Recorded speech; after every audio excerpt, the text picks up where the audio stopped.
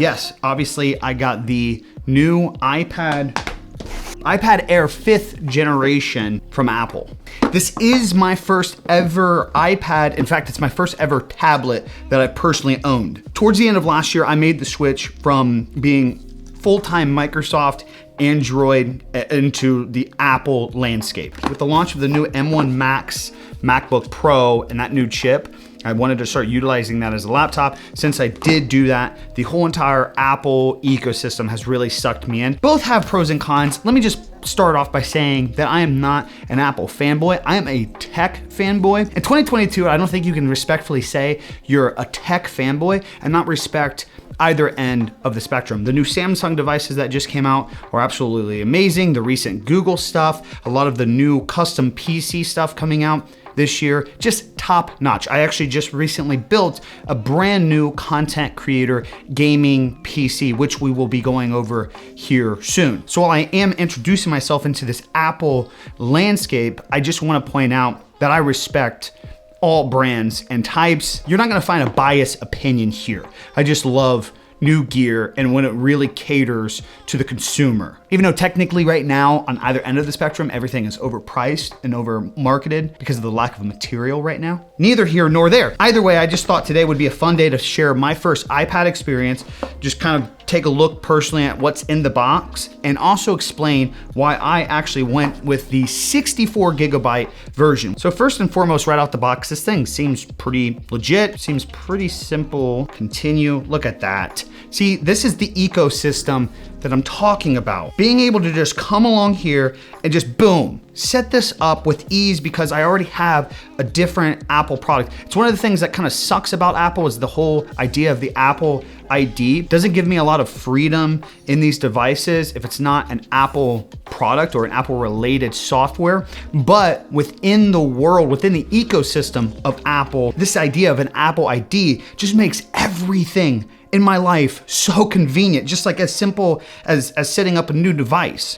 Setting up iPad, finishing on new iPad, setting up iPad. It may take a few minutes to activate. Anyways, aside from the iPad, you get this little, stickers. And it looks like little information on like starting up the iPad. On top of that, you actually get a charging brick. That's pretty shocking. And then it looks like a USB-C to USB-C cable. Now, one thing about the iPad, it does not have, I believe, a Thunderbolt 4 cable. Let me confirm that here in a second. I don't think there's anything else in there. They make these boxes so extra. It's neat having Apple devices now, but like they really go a little too extreme on trying to be flashy. I'm not that impressed, Apple. Can you just give me the damn product and just stop with this whole like futuristic shit? Lift and rest your finger on top repeatedly. Add another fingerprint. We'll set up that later. Thank you. I should have probably like checked to see like the time before starting. This thing is super light, and honestly, I thought that color would be kind of annoying. That can't remember like what blue. Does it say on the back? Does it say on the box? Just says blue. I thought they'd be a little bit more creative and called it like Blue Ball Blue or something like that. Hey yo, what the fuck? I do find it really cool that with Apple, they give you this option of like not sharing your data, but like in 2022, I don't care. This might be very cynical of me, but I feel like my data is like everywhere. I feel like my next door neighbor can find all of my data. So like,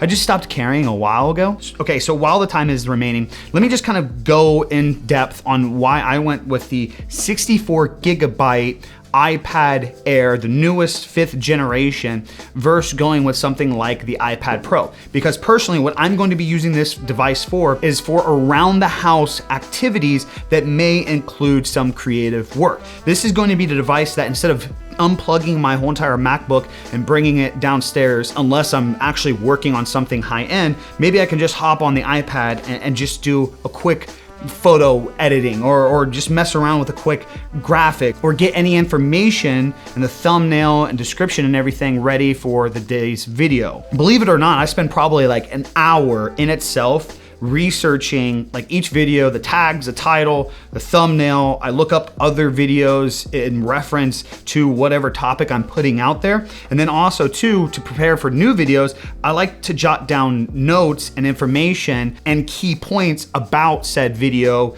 So that way, when I go to make the video, I have everything ready to go. And typically I would use my iPhone for all that. On the back end, I'd have notes and everything and kind of scroll around off camera. But moving forward, a reason why I wanted to get an iPad was to utilize the iPad for said situations. And again, that's the amazing thing about the Apple ecosystem is I can jot down notes on my phone when I can think about them, like video ideas, or I already got a video idea and I'm preparing that video. I can put down all the topics and key points on my phone, on my iPad, or even while I'm just sitting here working on something else and something comes to mind, I can just open up notes on my MacBook and edit everything there. I work with a team of creators over on my gaming channel creating Apex Legends content, and we all share those notes for new video ideas and topics. Again, the ecosystem that Apple offers as a professional is just so convenient. So with that being said, why did I go with the 64 gigabyte iPad versus the iPad Pro? Because if you guys don't know, let me actually go to Apple here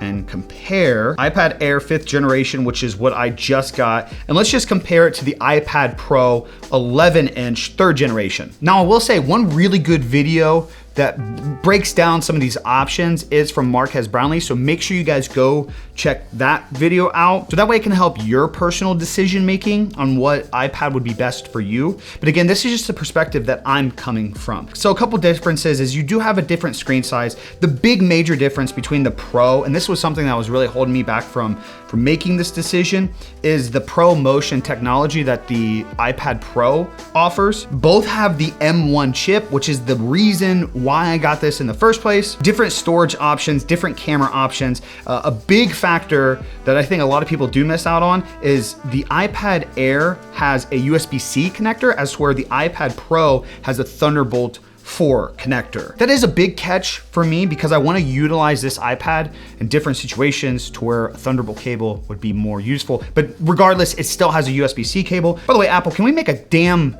iPhone with USB-C? Grow up. 5G, it works with multiple devices. You have a lot of different sizes and options, but let's just like strip it down to the basic. So entry level for the iPad Air is 64 gigabytes at $599, as where entry level for the iPad Pro is $799. But that's at 128 gigabytes. So literally double the size for $200 more and a little bit of extra features. Some features that to some people may be a big improvement, but is it worth $200 extra in your opinion? For me, it personally isn't, and that is just for my personal use. Now, a lot of people may be saying, but 64 gigabytes, Biggie, that's really not that much. You can install like some apps, especially if you install any form of like mobile game on here, that's gonna be like 20 gigabytes. 100% agree with you on that. One thing that I really do amongst all my stuff, especially like with wanting to be on the go all the time, is I use a lot of online based storage. Actually, me and my team working on my secondary channel,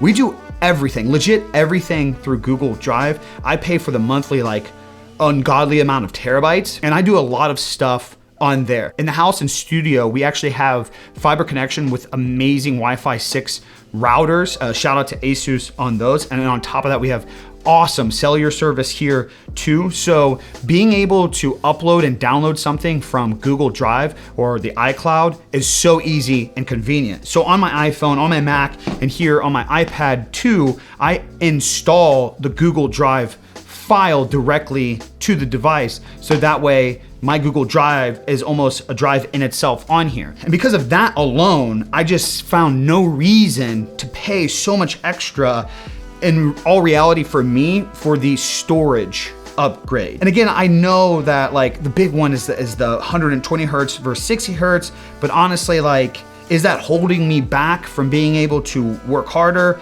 Not really. Again, being able to upgrade the storage.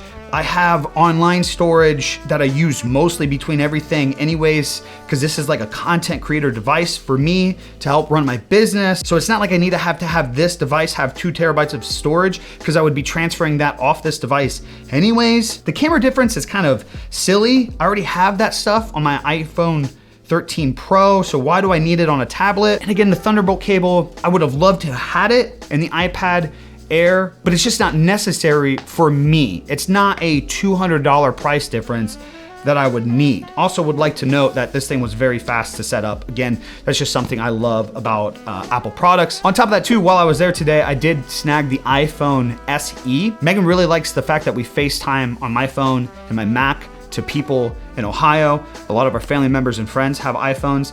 And so she wanted to test it out a couple weeks ago. She didn't like the iPhone 13, but she did like the body of the SE because she's coming from an old Samsung. So I was like, perfect. The new SE came out. Let's switch you up to that. So I actually set her up with that earlier today. So it's not even in the box. But anyways, back to the point.